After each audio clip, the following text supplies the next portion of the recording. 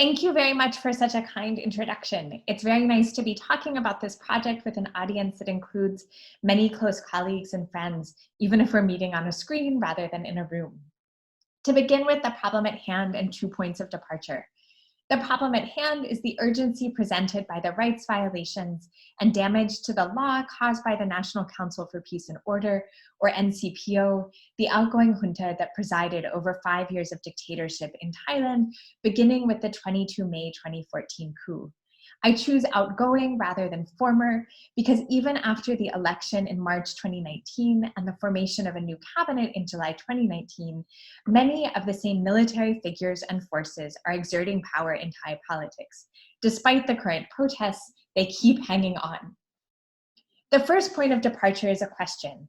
What kind of scholarship might adequately respond to and challenge this most recent period of dictatorship, and also the long history of impunity for coups and state violence, which both made it possible and which made it seem intractable and difficult, if not impossible, to challenge? The second point of departure is temporal. The past few months have witnessed sustained street protests in Thailand calling for a fulsome democratic transition, with the 3 demands to dissolve parliament and hold new elections, revise the constitution, and stop threatening dissidents. Most significant, on the 10th of August 2020, the United Front of Thammasat and Demonstration issued a 10-point set of demands for significant reform and transformation of the institution of the monarchy. And these were actually read out by Rung Panusea. It's a photograph of her on the left reading the demands that night. That protest fundamentally lifted, as the discussion and all the commentators have noted, the ceiling on what can be said about the monarchy, an institution certainly linked to any discussions of justice and injustice. But I think it has also changed the shape of the polity and the horizon of participation by the people. To give this talk today is different than it would have been a year ago or even 3 months ago. I respond to the problem at hand in a book project about the NCPO organized around themes of law and accountability. Half the book is devoted to a history of the NCPO that traces the range of rights violations and their concomitant attacks on law and justice, which I define as the fair and equal quality of the law as written and applied. So in other words, a history of injustice. Then the second half is about imagining what justice might look like and what it would take politically and legally for it to become real.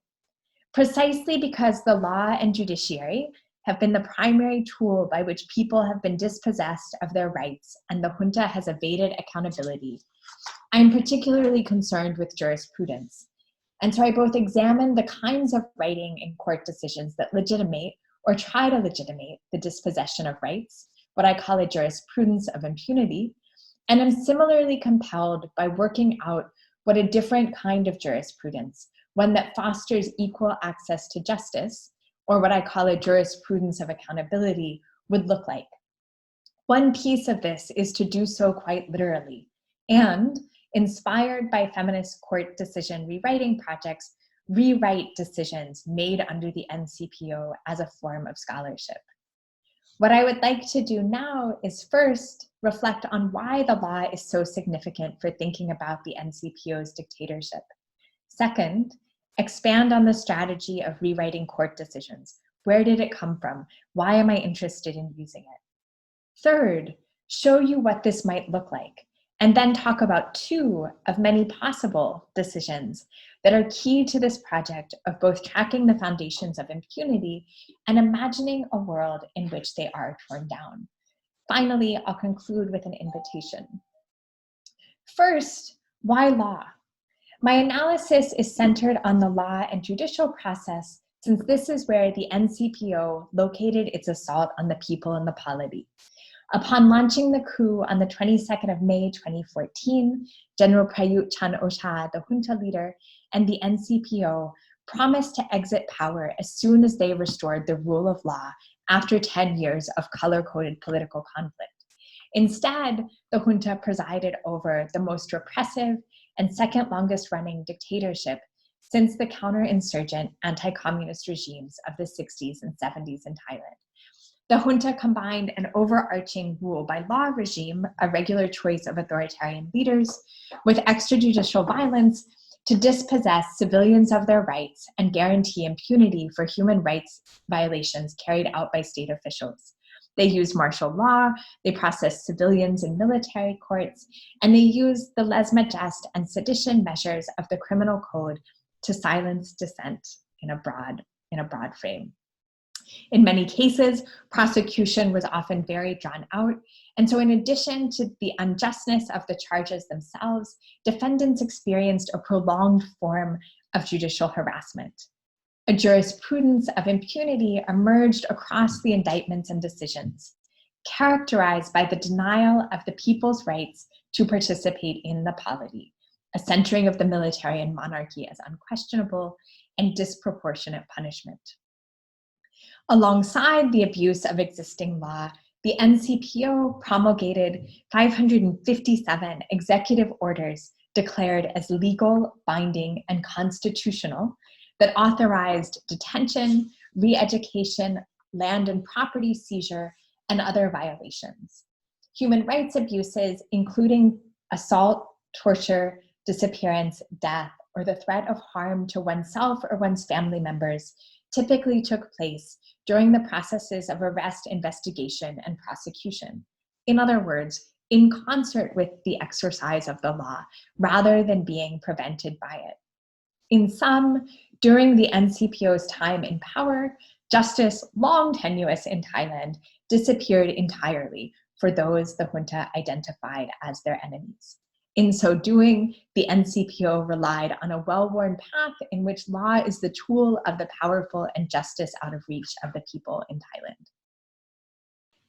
So to highlight two recent books that trace the backstory of the law and judicial process. So first, in his Adan Bui Umpakon lecture earlier this year, Adan Humthai Wanichagun traces what he calls Thai-style rule by law, in which the rule of law does not exist, but instead a rule by law that always favors the state and remains fundamentally shaped by lingering absolutism that has been cemented over centuries dominates. In his recent book, Duncan McCargo argues that legalism itself dominates in Thailand. He notes, quote, "A big difference is that whereas the monarchy, military, and Buddhism are to some degree divisive, critical views of them exist, legalism is a totalizing discourse. Even people who see themselves as progressive or liberal believe in legalism. They may be unhappy with the judiciary, for example, but they imagine legalism as the solution to Thailand's problems if it simply could be got right. If we had better laws, better recognition of human rights, a more activist and broad-minded judiciary, everything would be okay. The problem is not the legalism itself, it is the way Thailand does legalism. It is this belief that legalism is not the problem is we have the wrong legalism that this book sets out to question," unquote. I appreciate both of their critiques, and in fact, I include them here to urge people who haven't read these two new works to rush out and do so. We're all at home anyway, a great time to read new exciting scholarship. And yet, despite how much I appreciate their critiques, I find myself somewhat more hopeful in the possibility of law, however imperfect, that is born out of closely following the work of human rights lawyers. And also a lot of time sitting in courtrooms during the NCPO years where I expected to just see the foreclosure of justice, and I often did, but I also saw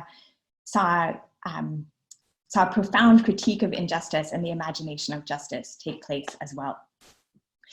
So with this in mind, I would like to note that the NCPO's reliance on the law invites, and I would argue necessitates, that redress of injustice works within its frame, and therefore challenges and transforms it within the polity. So here I'm inspired and thinking through Nora Erakat's recent work on law in Palestine, where she argues that, quote, "The belief that the law can only be used as a tool of oppression rests, in some part, on the false assumption that a legal statute or norm, including those developed by former colonial powers, has a fixed meaning impervious to interpretive manipulation. Under this assumption, Once facts are established, a law will apply itself and produce a predictable outcome. But the law is contingent and does not predetermine an outcome. It only promises the possibility of a contest over one. When it comes time to apply the law, it must be mediated, first by an adversarial process and ultimately by the vast discretionary powers of judicial interpretation, unquote. So as I was thinking about her writing in the context of Thailand, I started thinking about what kind of adversarial practice and judicial interpretation could challenge the use and abuse of the law by the NCPO? And how might one best explore the contingency of the law and the possibilities contained within it? And I want to make a reference to the temporal point of departure that I noted at the beginning, which is that when I first started thinking quite seriously about and planning this project about a year ago, the first time I spoke publicly about the project, I had to spend a lot of time explaining why it was worth doing a project like this when the possibility of an actual democratic transition in Thailand was so impossible to imagine. And in fact, one colleague said, this is like speculative fiction. This is completely unrealistic. And I had an argument worked out about the importance of critique and the contribution to imagination.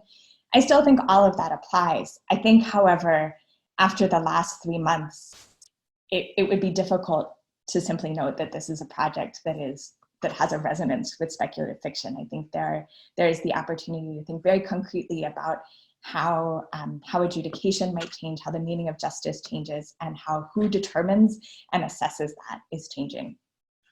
So to come to the second part of my, and actually also to note how wrong all of the commentators, including me, have all been, totally wrong.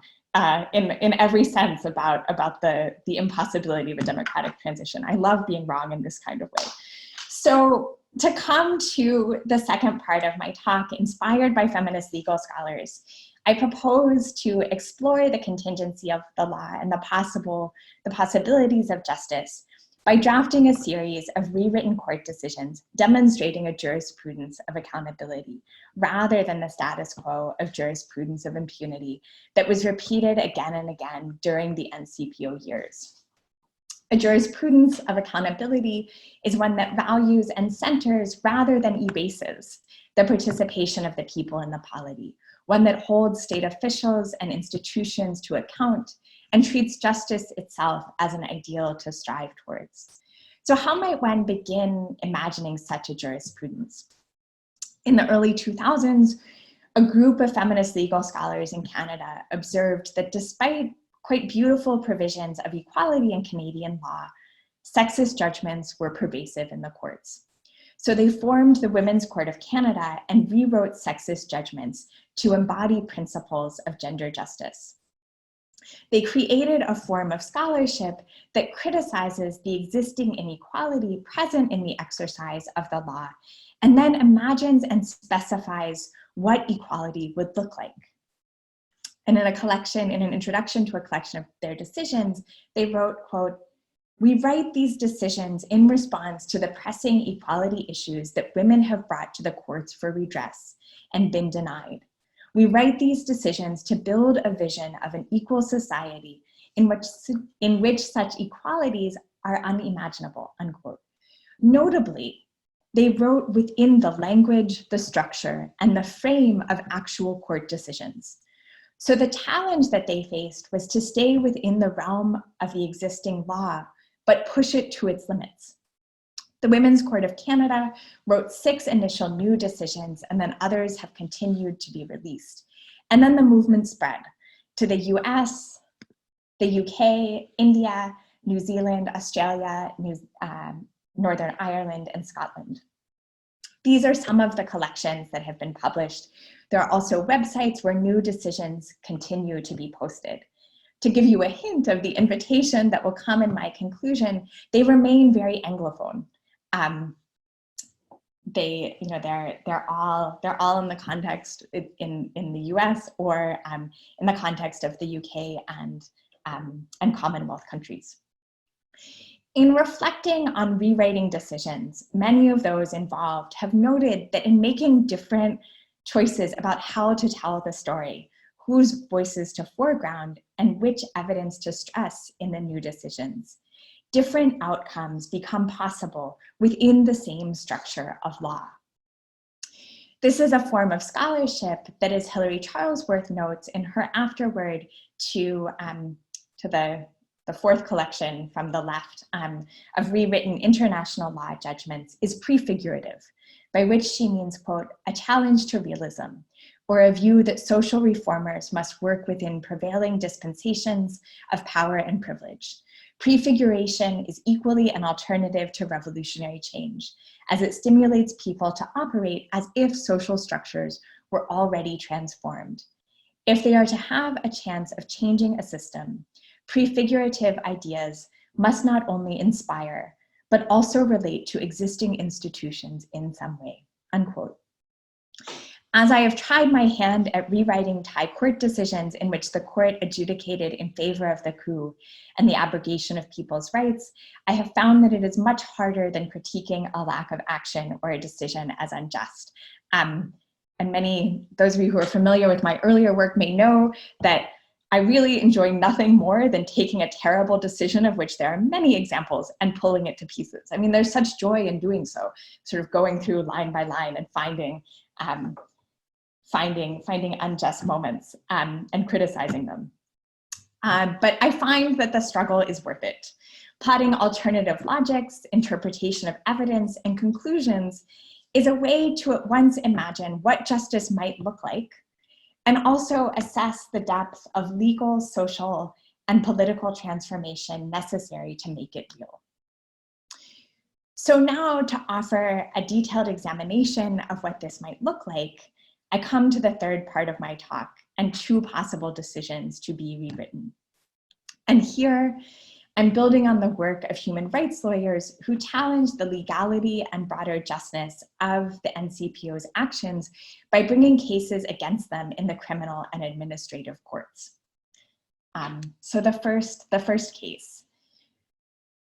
Two provisions in the 2014 interim constitution cast the NCPO's actions of fomenting the coup and governing afterwards as legal.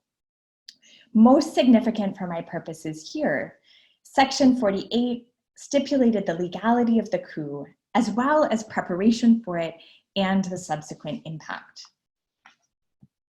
The crucial piece of the law notes that, quote, if those actions, the acts of the junta, constitute offenses under the laws, the persons who commit those acts shall be entirely discharged from such offenses and liabilities, unquote. This turned the coup, the planned illegal ouster of an elected government, into a legal act.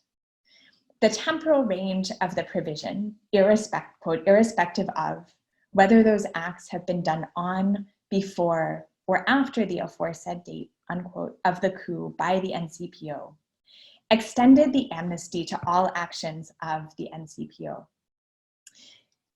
The constitutional provision, however, did not discourage civil society activists from challenging the NCPO in a series, as I noted, of civil, criminal, and administrative court cases. The foundational case among these was brought by a group of 15 activists, resistant citizens, on the one-year anniversary of the coup.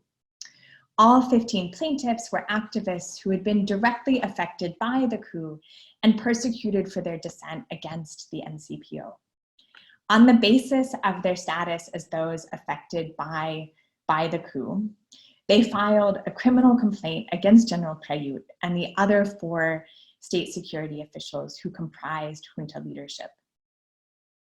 They alleged that the act of the coup by the NCPO, as well as their subsequent and ongoing actions, constituted rebellion and treason, and therefore violated Articles 113 and 114 of the Criminal Code, which are grave crimes punishable by life in prison, up to life in prison or the death penalty. They acknowledged and then dispensed with the amnesty provisions contained in the 2014 interim constitution by arguing that they were, quote, in stark contrast with the voice of conscience and the fundamental principles of human justice. They are not law in any way. Law must be based in thought and related to and in the service of justice. Law does not exist alone or without relation to values, unquote.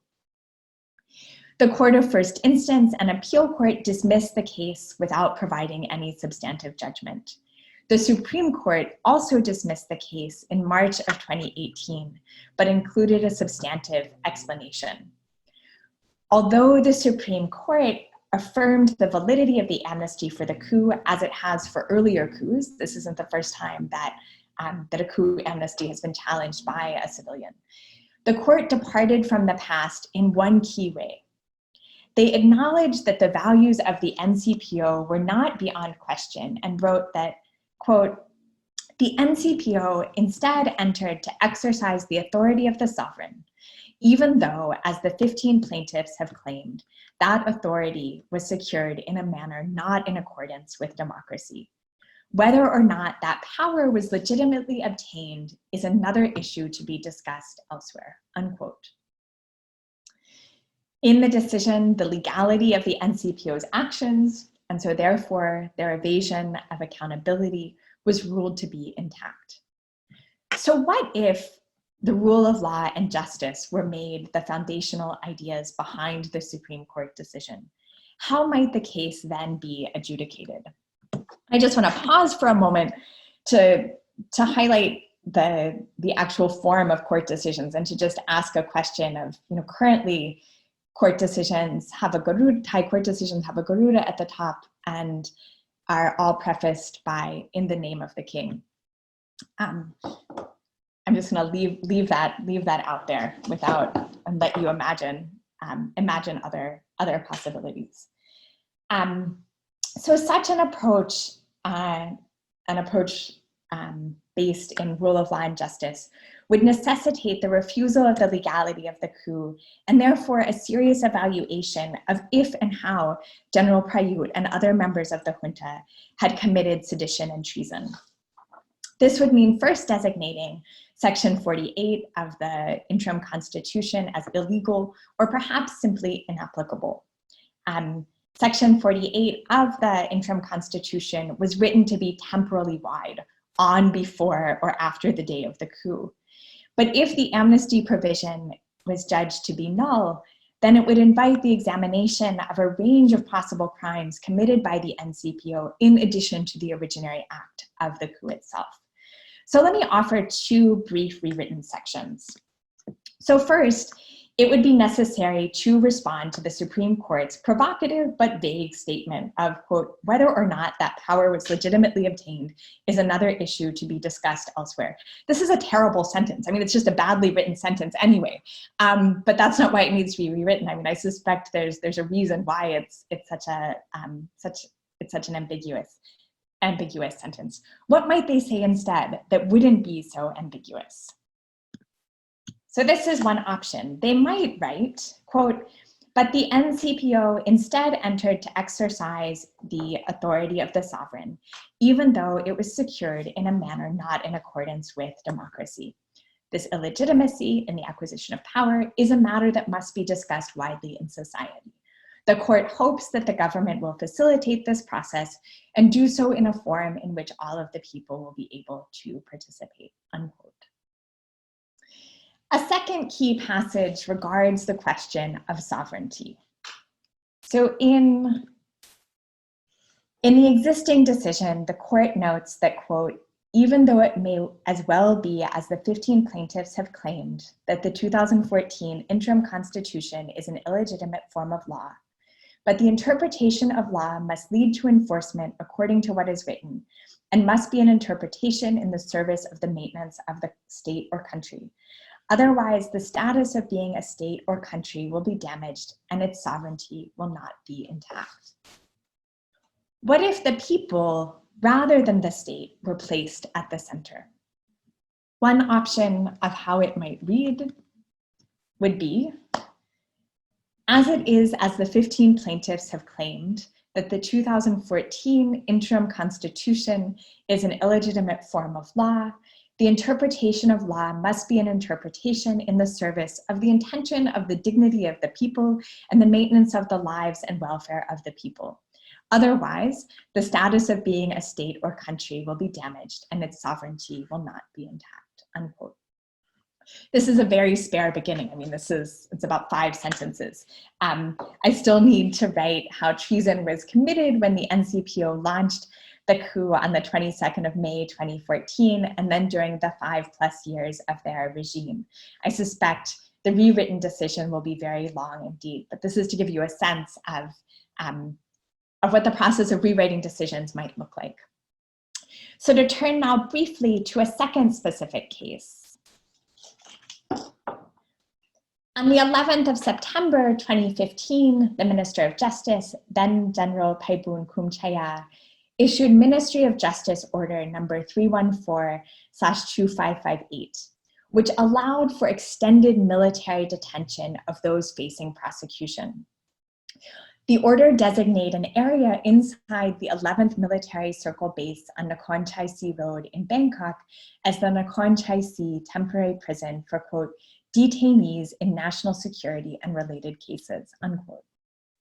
Within the first 2 months after the order was passed, 2 deaths in custody led to serious concerns about safety in the prison.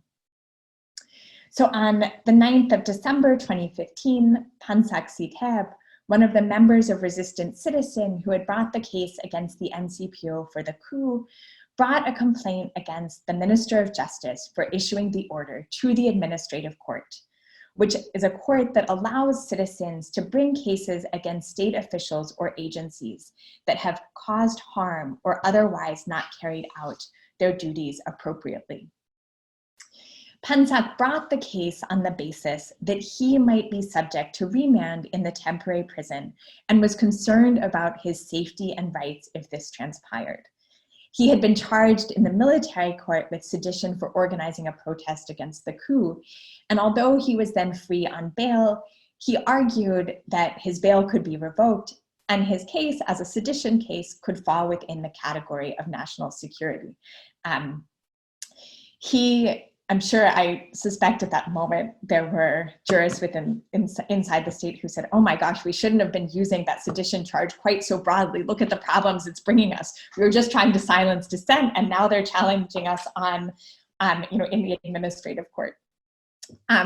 So he identified 4 problems in his complaint. First, the meaning of national security in the order was unclear, and therefore the designation of who was to be held at this temporary prison was vague. Which cases precisely would it include? Second, the use of the designation national security to separate some detainees from others was political. His explanation was that General Paibun was a member of the junta that had launched the coup in May of 2014, and part of the junta's general goal was to deal with individuals who were a threat to their security.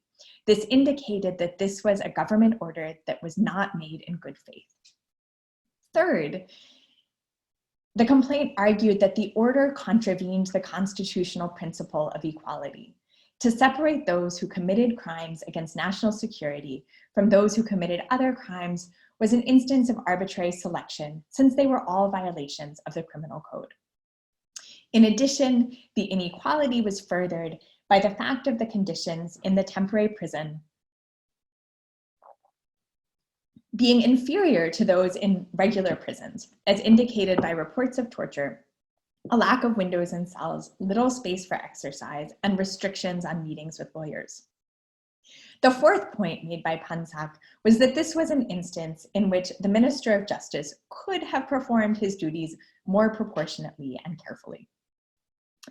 The administrative court dismissed the case on the 26th of April 2019. They argued that the order was lawful because existing law allowed officials to separate prisoners into different categories, including gender or accused crime. And so the separation of national security prisoners was acceptable. It was just another categorization of prisoners.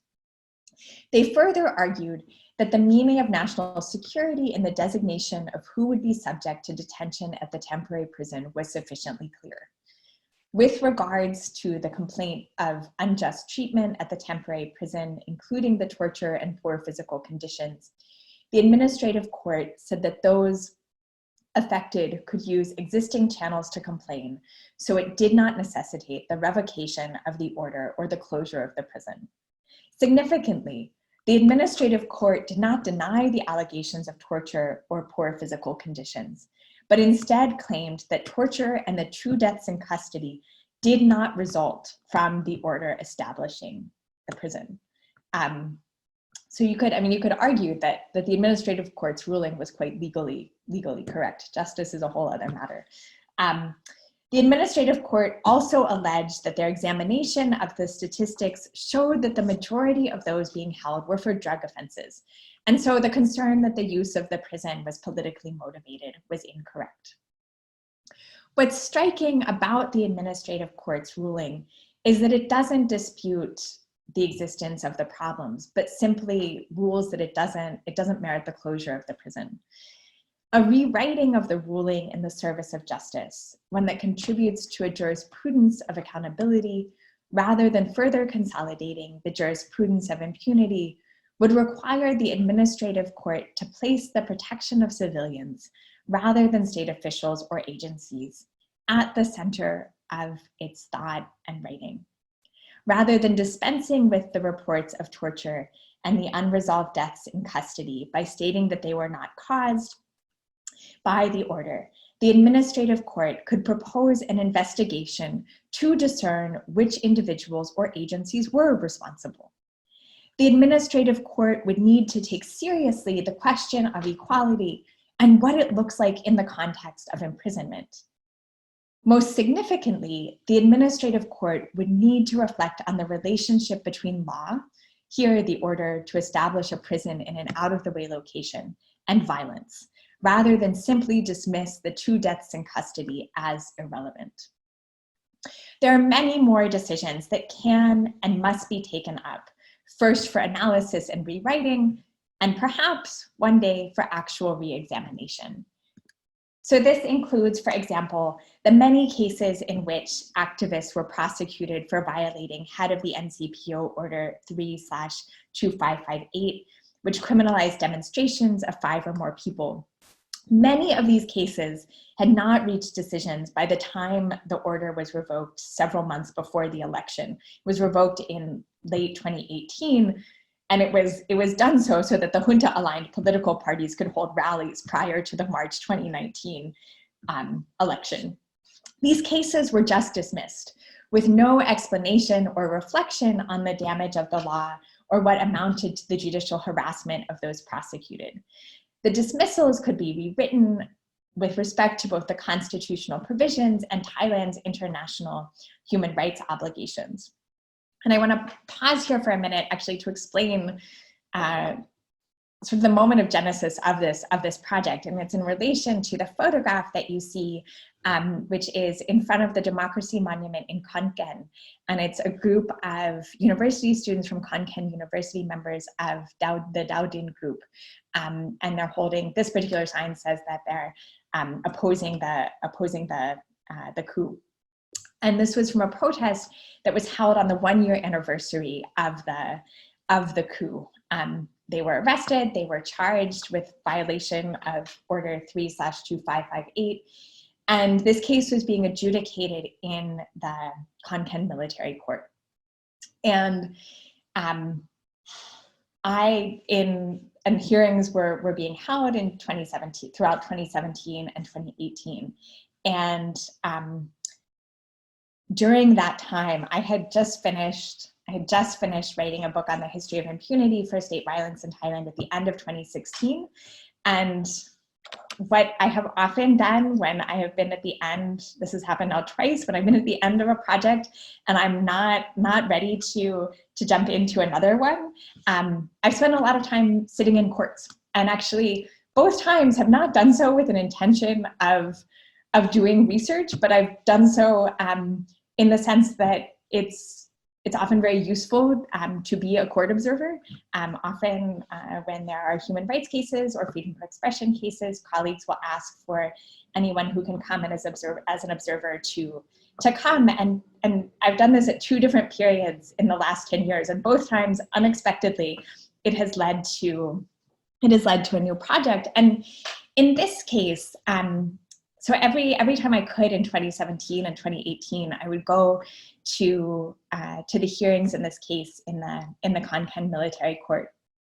And what was particularly striking in these hearings is that the defense lawyers, who are from Thai Lawyers for Human Rights, who acted on behalf of defendants in almost all of the human rights cases under the NCPO, is that they were creating a record of a profound challenge to the legitimacy of the junta through the way in which they defended their clients.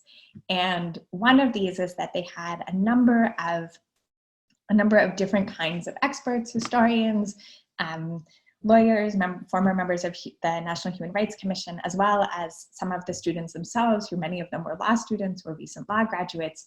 And they gave testimony about Thailand's international human rights obligations, as well as the constitutional obligations to protect freedom of expression.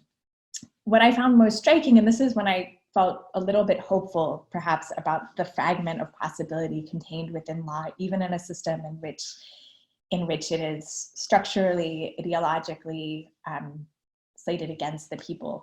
And that is that one afternoon in July of 2018,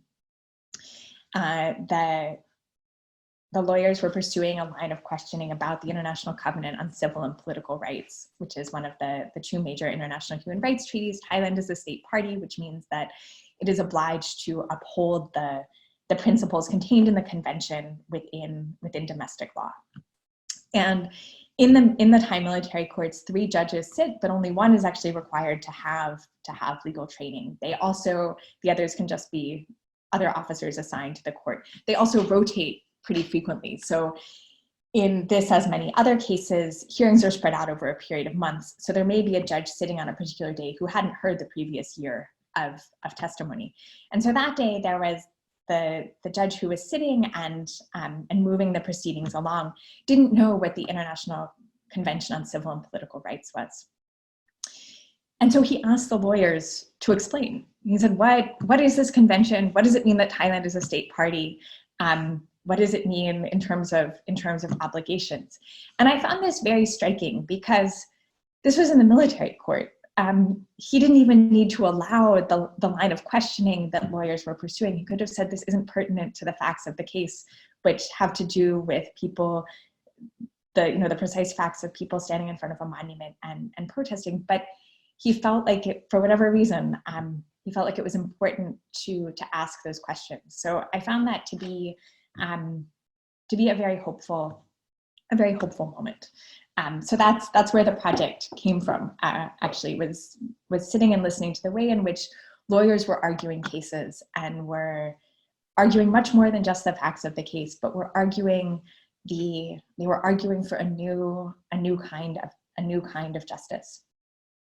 So in addition to these political participation cases, another kind of case which need to be rewritten are all of the Article 112 cases. So these are the criminal court decisions and sometimes military court decisions in which civilians have been found guilty and imprisoned for lèse majesté, or the law notes that anyone who insults, defames, or threatens the king, queen, or heir apparent shall be punished by 3 to 15 years. These cases illustrate how a jurisprudence restricting political expression and participation was developed under the NCPO. In those cases, over 170 civilians have undergone drawn-out prosecution, and in some cases spent years behind bars for daring to think differently or question the monarchy. One of the 10 demands of the United Front of Thammasat and Demonstration is to revoke Article 112 and to provide an amnesty to all of those who were prosecuted for criticizing the monarchy. Article 112 decisions are notable for the narrative of the king and the institution of the monarchy and the relation of citizens to both. And they articulate this relationship. So I would leave this point with the question of what would it mean to rewrite these decisions to reflect how the people and the king possess equal dignity. They would be dramatically different decisions. So how and in what form these and the other human rights violations that have characterized the 5 years of the dictatorship of the NCPO are decisions that must be made by those who are affected. The will to make justice actually possible will require a significant amount of social and political change because it will challenge over 80 years of coups and the accompanying impunity. But as unlikely as it may seem for either the Supreme Court or the Administrative Court to rule in the manner I have suggested here, or for a broad accountability process to take place, I want to conclude with a claim to its necessity. A key step towards ending impunity is taking seriously the possibility of accountability and preparing for it. Even if such decisions are unlikely to be handed down by Thai courts, the work of analyzing the decisions and outlining how their effects might be redressed is a form of scholarship that both criticizes the repression enacted in the name of the law and specifies what justice would look like. I think now, at a moment where perhaps more than any other moment, maybe than 1974, it seems possible to dare to dream of justice. And it seems to me that the least scholars can do is contribute to that imaginative process. So my final note is an invitation. It's a pretty vague invitation. But I noted earlier that the range of feminist judgment projects that were also part of the inspiration for this project are all Anglophone. They're diverse in what they address. There's even a book of feminist rewritings of tax decisions, but they're all created in English language legal scholarship contexts. So I'd like to call for the creation of a Southeast Asia rewriting judgments project, or perhaps many of them. Alongside the book in English that I'm writing, I'm also rewriting the key judgments that I rewrite in English in Thai, and I'm working with colleagues to craft a collaborative Thai language project with legal, academic, and activist colleagues because there are so very many NCPO era decisions to write. It's not a one-person project. A Southeast Asian framed project or projects would be messy, complicated, and labor-intensive, I realize. And yet the process and the conversations I've had with colleagues about this has convinced me that the possibility of such a project, one that brings together activists, lawyers, legal scholars, historians, sociologists, anthropologists, and many other thinkers inside and beyond the university and worth it, particularly now. So I will end there. Thank you.